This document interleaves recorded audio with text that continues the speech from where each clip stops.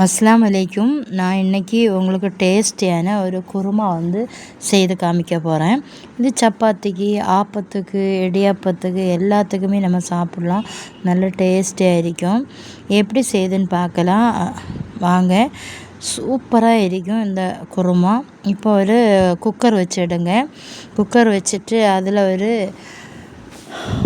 3 teaspoon coconut oil, ஒரு சின்ன துண்டு பட்டை, ஒரு துண்டு ஏலக்காய் இதை சேர்த்துக்கிடுங்க. இதில் ஒரு வெங்காயம், ஒரு கேரட்டு, அதுக்கப்புறம் நம்ம பஜ்ஜி மிளகாய் இருக்குது தெரியுமா, அதில் ஒன்று நான் கட் பண்ணி போட்டிருக்கேன்.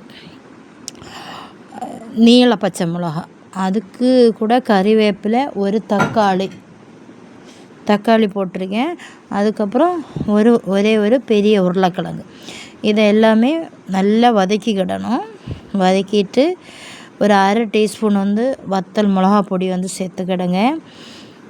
அதுக்கப்புறம் இதில் ஒரு முறை தேங்காயும், ஒரு 1/4 டீஸ்பூன் சோம்பு, அப்புறம் 1/4 டீஸ்பூன் மஞ்சத்தூள் தண்ணி விட்டு பேஸ்ட்டை அரைச்சி எடுக்கணும். அதுக்கப்புறம் அதை விட்டுட்டு மிக்சியில் நம்ம லைட்டாக கழுவி அதையும் சேர்த்துக்கிடணும். நான் இந்த தேங்காய் திரி மசாலா அரைக்கிறது காமிக்கலை, அதான் வீடியோவில் நான் சொல்லியிருக்கேன். அதே மாதிரி நீங்கள் செய்தால் போதும். அதுக்கப்புறம் அரைக்கும்போது 2 சின்ன வெங்காயம் கூட அதில் சேர்த்து அரைச்சிக்கிடுங்க. இப்போது இது கூட கொஞ்சம் மல்லி இலையும் கட் பண்ணி சேர்த்துக்கிடுங்க. அதுக்கப்புறம் நல்லா கொதிச்சுட்டு இருக்கும்போது ஒரு 1/4 டீஸ்பூன் பெப்பர் பிளாக் பெப்பர் சேர்த்துக்கிடுங்க. சேர்த்துட்டு இது காய்கறி பச்சை பட்டாணி நல்லா கொதிக்கும்போது தான் நம்ம போடணும். இது நல்ல கொஞ்சம் கூடின பச்சை பட்டாணி ஆகும். அதனால் முதல்ல வதக்க வேண்டாம். அந்த கொதித்ததுக்கப்புறம் போட்டால் நல்லா சாஃப்டாக இருக்கும், சீக்கிரமாகவே வெந்துடும் அது. இப்போது விசில் போட்டு 1 எடுத்துருக்கேன். ஒரே ஒரு விசில் தான் போட்டேன்.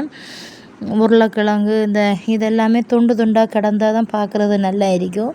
இப்போ சின்ன வெங்காயம், கடுகு, கருவேப்பிலை போட்டு தாளித்து கொட்டியிருக்கேன். சூப்பராக இருக்கும், கபான்னு மணக்கும். கண்டிப்பாக நீங்கள் உங்கள் வீட்டில் ஒரு தடவைங்க இது செய்து பாருங்கள். சப்பாத்திக்கு பெஸ்ட்டாக இருக்கும். நான் அடிக்கடி இந்த குருமா தான் செய்வேன்.